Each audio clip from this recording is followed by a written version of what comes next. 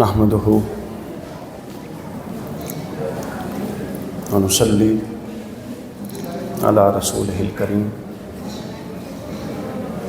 اما بعد اعوذ باللہ من الشیطان الرجیم بسم اللہ الرحمن الرحیم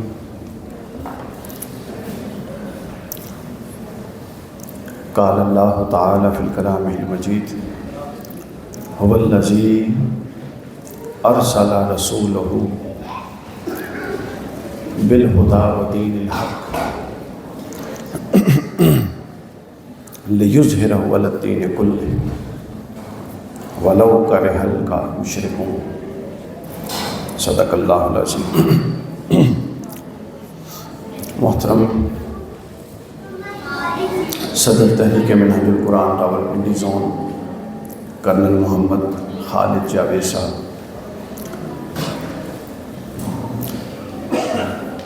محترم رانا، محترم انار خان صاحب ناظم تحریک منہج القرآن راولپنڈی، محترم شعیب اوان صاحب صدر پیٹ، سید شمس العارفین صاحب،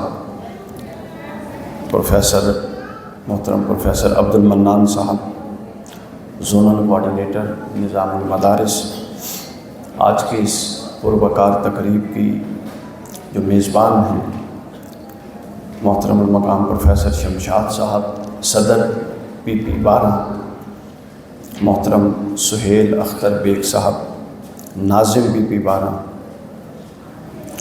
محترم علامہ یاسر نصیر مجددی صاحب ناظم علماء کونسل راولپنڈی، علامہ نور الحسن صاحب، اور تحریک منہج القرآن کے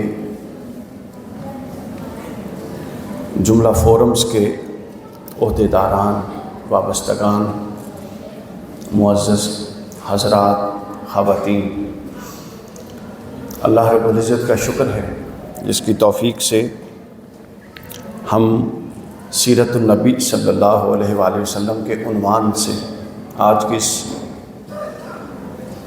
پروقار تقریب میں موجود ہیں۔ اللہ تعالیٰ کے حضور دعا ہے کہ اس کے انعقاد میں جو مساعی اور جو کوشش اور جو جد و جہد کی گئی اخلاص کے ساتھ کی گئی اس کو اپنی بارگاہ میں شرف قبولیت عطا فرمائے۔ آج کی گفتگو جو ہے وہ میں ویسے بھی کوئی عالم فاضل آدمی نہیں ہوں،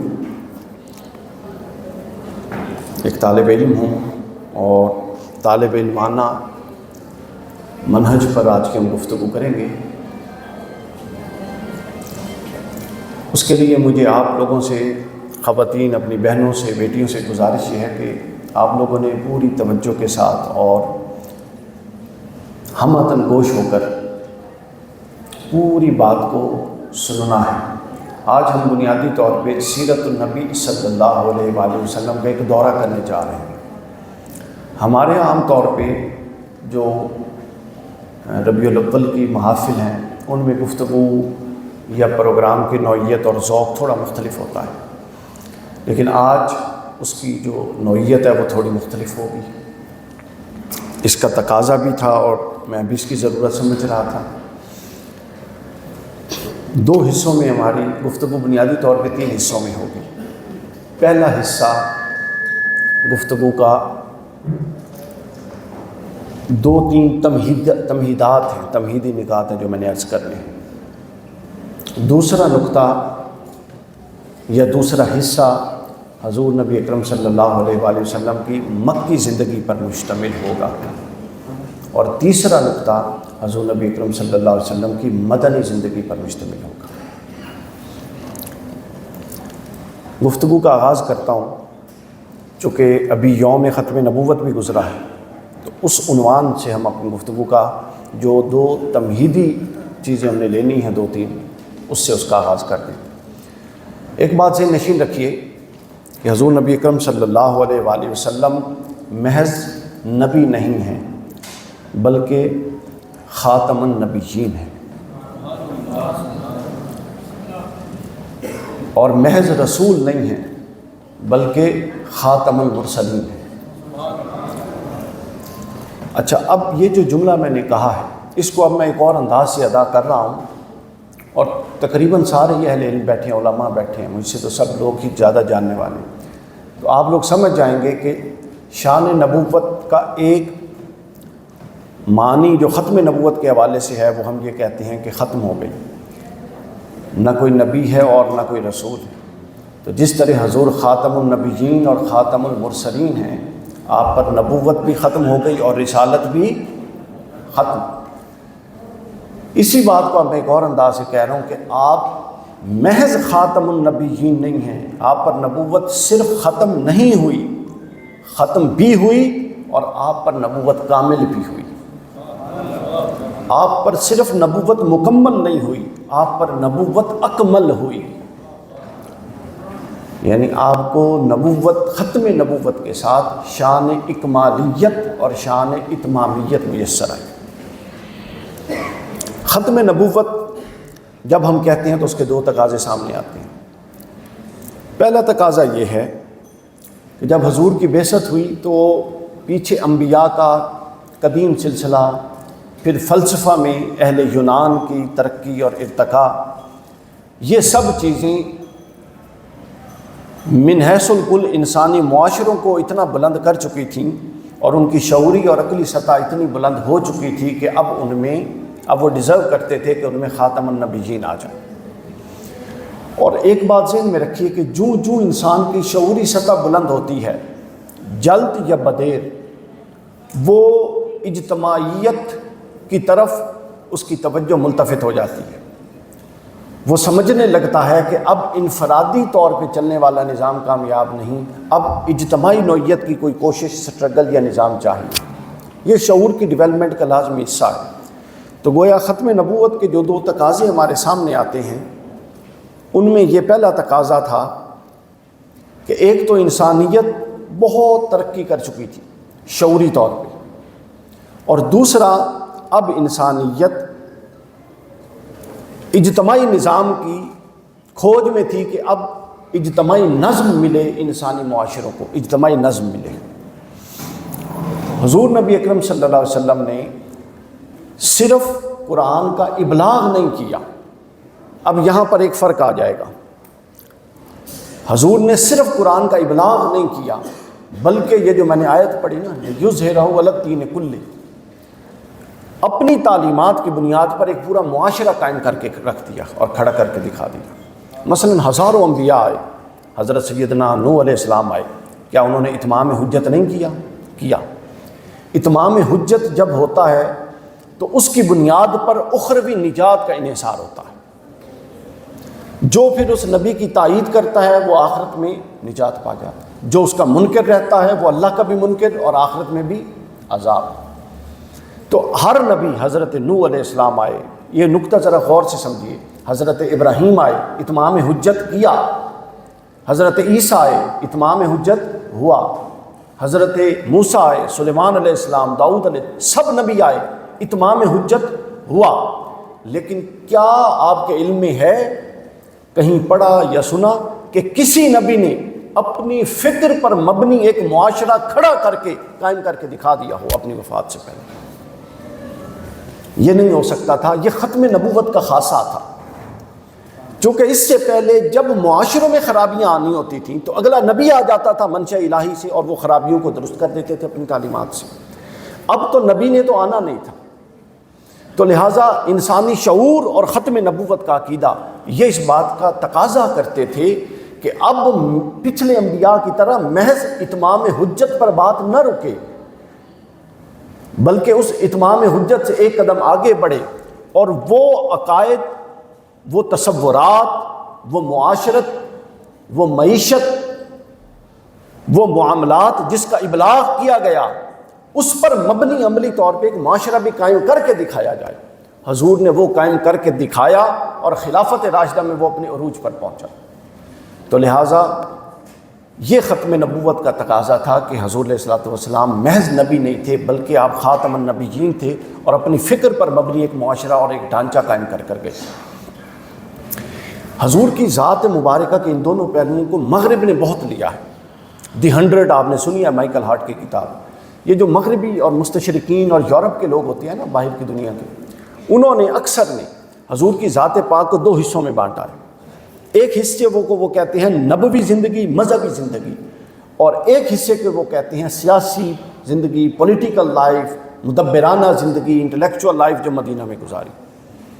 تو مائیکل ہارٹ نے جب اپنی بڑی مشہور کتاب لکھی تھی دی 100، اور اس میں پہلے نمبر پر حضور کا نام لکھا تھا، تو اس پر اعتراض ہوا بہت. واشنگٹن ڈی سی میں یہ 1982-83 میں چھپی تھی، تو اس پر پھر تانتا بند گیا آرٹیکلز کا. وہ آرٹیکلز پڑھیں جو خود کرسچنز نے ان پر اعتراضات کیے تھے. تو اس نے پھر اگلے ایڈیشن میں اس کتاب میں نوٹ دیا، وضاحتی نوٹ، اپنے موقف سے. محقق کسی بھی مذہب کا ہو وہ غیر جانبدار ہوتا ہے اور اپنے موقف سے پیچھے نہیں ہٹتا. اس نے کیا کہا تھا وہ سنیے.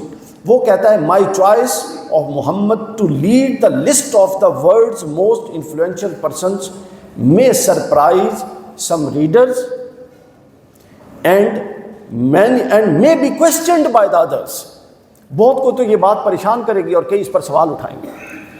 آگے وہ کہتا ہے but he was the only man in the history who was supremely successful on both religious and secular level. وہ کہتے ہیں انسانیت میں وہ واحد فرد ہیں جو مذہبی زندگی اور اپنی سیکولر لائف یعنی معاشرتی زندگی، ان دونوں میں سپریملی سکسیسفل، یعنی جس حد تک انسان کامیاب ہو سکتا ہے اور سوچ سکتا ہے اس حد تک کامیاب ہوئے ہیں. اور پھر ایک بات اور بھی تمہید کا سن لیجئے نکتہ، کہ حضور علیہ الصلوۃ والسلام کے انقلاب مدینہ کے علاوہ جتنے بھی انقلابات، بہت سارے انقلاب آئے نا دنیا میں، انقلاب فرانس، انقلاب روس. انقلاب کا لفظی معنی تو ظاہر ہے تبدیلی ہے، لیکن انقلاب کا اطلاق اصطلاحی طور پہ اس پہ ہوتا ہے جس میں رخ بدل گیا ہو. ایک یعنی پوری کی پوری ہوا کا رخ بدل دے کوئی اپنی فکر و نظر اور اپنی جد و جہد سے، اس کو انقلاب کہتے ہیں. انقلاب فرانس کیا تھا؟ انقلاب فرانس سیاسی ڈکٹیٹرشپ اور سیاسی نظام کے خلاف ایک طبقہ کھڑا ہوا اور انہوں نے سیاسی نظام بدل دیا. اس انقلاب نے کسی کے عقیدے کو، بولیے عقیدے کو نہیں بدلا، معاشرت کو نہیں بدلا، خاندانی نظام کو نہیں بدلا، آئلی نظام کو نہیں بدلا، کسی شے کو نہیں بدلا. اس کے باوجود چلے ایکڈیمکلی یا چلے اسپیکنگ میں یا چلے اصطلاحی طور پہ اس کو انقلاب فرانس کہہ دیتے ہیں، کیونکہ اس نے اب جہات حیات، زندگی کی جو اسپیکٹس آف لائف ہیں اس میں سے ایک جہت کا رخ بدل دیا تھا. اس کو جزوی انقلاب کہیں. پھر ایک انقلاب آیا، انقلاب روس جس کو کہتے ہیں، وہ بھی ایک جہت کے خلاف تھا. معاشی طور پہ بہت زیادہ ان کو خرابیاں ہو رہی تھیں اور بڑا جکڑا جا رہا تھا، تو جو غریب اور پسماندہ لوگ تھے وہ کھڑے ہوئے اور انہوں نے معاشی نظام بدل دیا. اچھا یہ ایک الگ بحث ہے کہ وہ بدل کے پازیٹیو ہوا یا نیگیٹو ہوا، ہم اس کو زیر بحث نہیں لا رہے. انہوں نے ایک حصے میں بدل دیا. کوئی معاشرت نہیں بدلی، کسی کا عقیدہ نہیں بدلا، کسی کا کوئی اور پہلو معاشرے کا نہیں بدلا، سیاسی نظام یہاں پہ نہیں بدلا، معاشی نظام بدل گیا. اصطلاحاً اس کو کیا کہہ دیتے ہیں؟ انقلاب. اب آپ دوربین لگائیے اور اللہ کا شکر ادا کیجیے، اللہ نے ہمیں کس عظیم ہستی اور کس عظیم شخصیت کے امتی کے طور پہ پیدا کر دیا. دوربین لگائیے اور آپ دیکھیے کہ انقلاب محمدی جب رسول اللہ صلی اللہ علیہ وسلم مدینہ کی گلیوں سے مزار پاک میں تشریف لے گئے تو کوئی ایک جہت آپ کو نظر آتی ہے جو نہ بدلی ہوئی ہو. عقیدہ آپ نے بتانا ہے بدلا کہ نہیں بدلا. بھائی اتنا بدلا کہ 360 نظر آنے والے خداؤں کو چھوڑ کے ایک نہ نظر آنے والا مان لیا گیا. اس سے بڑا بھی کوئی انقلاب ہوتا ہے؟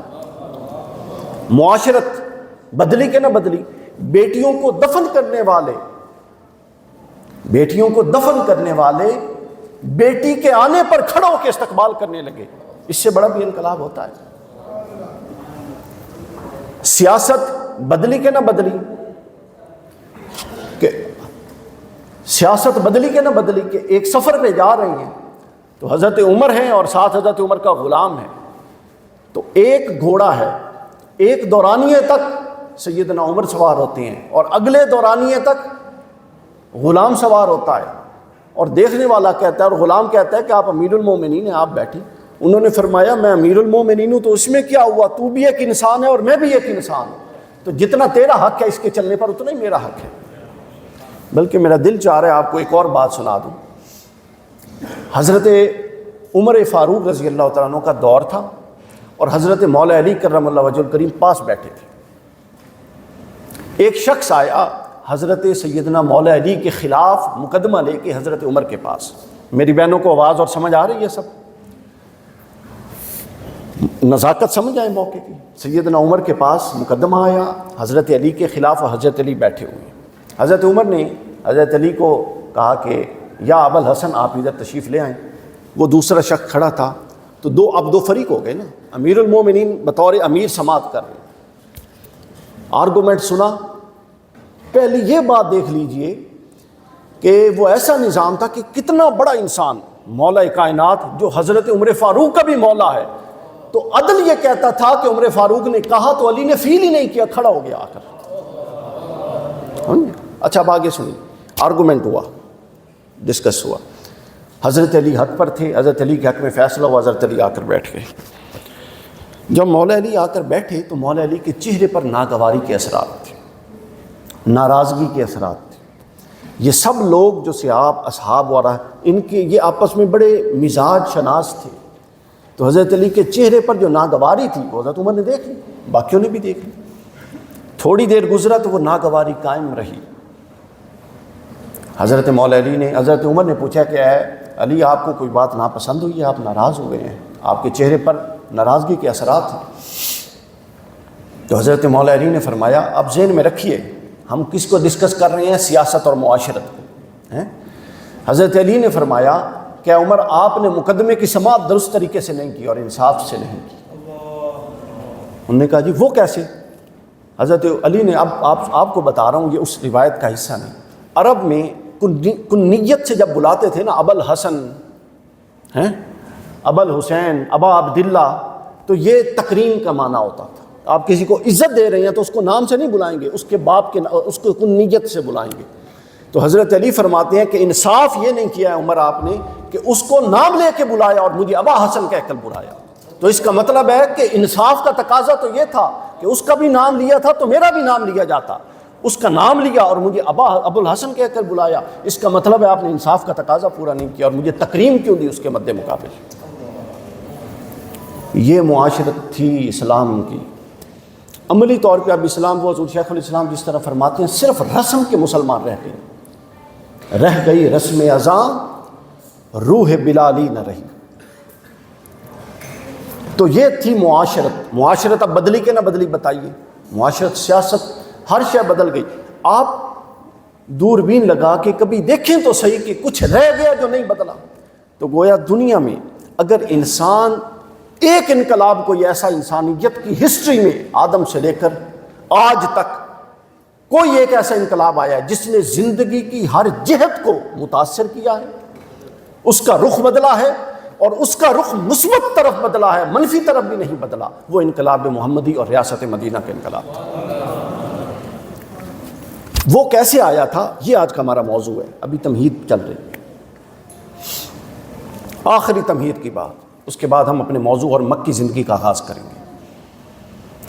جتنے بھی دنیا میں انقلاب آئے ہیں اس کی تاریخ اٹھا لیں، انقلاب کی فکر دینے والا اور ہوتا ہے اور انقلاب کو برپا کرنے والے بعد ازاں اور ہوتے ہیں۔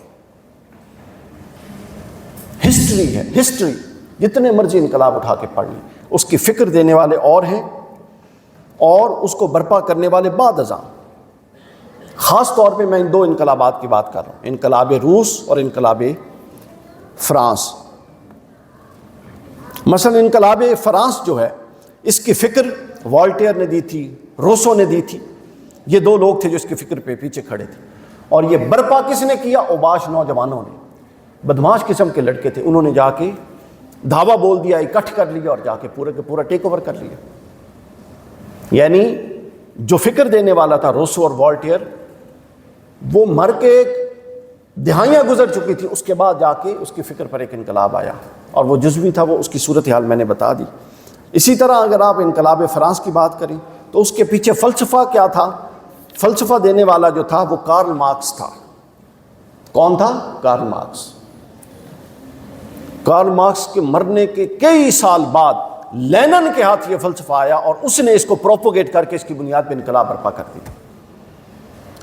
زمین پر اگر ایک ایسا انقلاب کہ جس نے فکر انقلاب دیا، اس نے اس پر اپنا نقطہ نظر قائم کیا، پہلے اپنی شخصیت کو استوار کیا، پھر اپنے گھر کو اس پر استوار کیا، پھر اپنے محلے اور معاشرے کو اس پر استوار کیا، پھر ایک ریاست اس پر استوار کی، اور اپنے قواعد اور ضوابط اور اپنے قوانین بالقوہ سے بالفعل نافذ کر کے اس دنیا سے تشریف لے گئے، وہ محمد رسول اللہ صلی اللہ علیہ وسلم۔